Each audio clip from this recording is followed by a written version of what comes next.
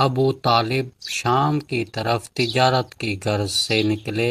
نبی اکرم صلی اللہ علیہ وآلہ وسلم بھی قریش کے بوڑھوں میں ان کے ساتھ تھے۔ جب یہ لوگ بارہ راہب کے پاس پہنچے تو وہیں پڑاؤ ڈال دیا اور اپنی سواریوں کے کجاوے کھول دیے، تو راہب اپنے گرجا گھر سے نکل کر ان کے پاس آیا، حالانکہ اس سے پہلے یہ لوگ اس کے پاس سے گزرتے تھے، لیکن وہ کبھی ان کی طرف متوجہ نہیں ہوتا تھا اور نہ ان کے پاس آتا تھا۔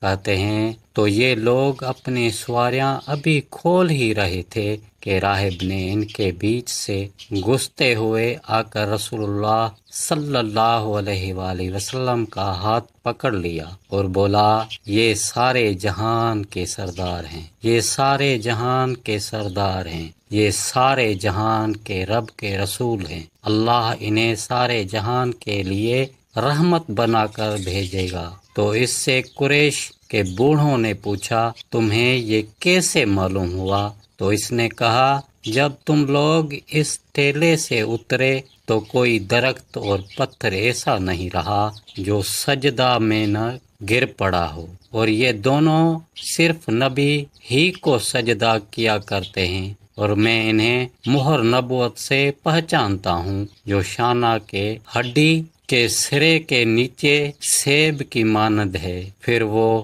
واپس گیا اور ان کے لیے کھانا تیار کیا۔ جب وہ کھانا لے کر ان کے پاس آیا تو آپ صلی اللہ علیہ وآلہ وسلم اونٹ چرانے گئے تھے، تو اس نے کہا، کسی کو بھیج دو کہ ان کو بلا کر لائے۔ چنانچہ آپ آئے اور ایک بدلی آپ پر سایہ کیے ہوئے تھی۔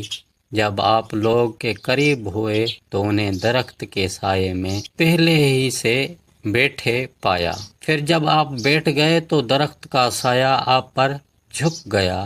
اس پر راہب بول اٹھا، دیکھو درخت کا سایہ آپ پر جھک گیا ہے۔ پھر راہب ان کے سامنے کھڑا رہا اور ان سے قسم دے کر کہہ رہا تھا کہ انہیں روم نہ لے جاؤ، اس لیے کہ روم کے لوگ دیکھتے ہی انہیں ان کے اوصاف سے پہچان لیں گے اور انہیں قتل کر ڈالیں گے۔ پھر وہ مڑا تو دیکھا کہ 7 آدمی ہیں جو روم سے آئے ہوئے ہیں، تو اس نے بڑھ کر ان سب کا استقبال کیا اور پوچھا، آپ لوگ کیوں آئے ہیں؟ ان لوگوں نے کہا، ہم اس نبی کے لیے آئے ہیں جو اس مہینہ میں آنے والا ہے، اور کوئی راستہ ایسا باقی نہیں بچا ہے جس کی طرف کچھ نہ کچھ لوگ نہ بھیجے گئے ہوں، اور جب ہمیں تمہارے اس راستے پر اس کی خبر لگی تو ہم تمہارے اس راہ پر بھیجے گئے۔ تو اس نے پوچھا، کیا تمہارے پیچھے کوئی اور ہے جو تم سے بہتر ہو؟ ان لوگوں نے کہا، ہمیں تو ہمارے اس راستے پر اس کی خبر لگی تو ہم اس پر ہو لیے۔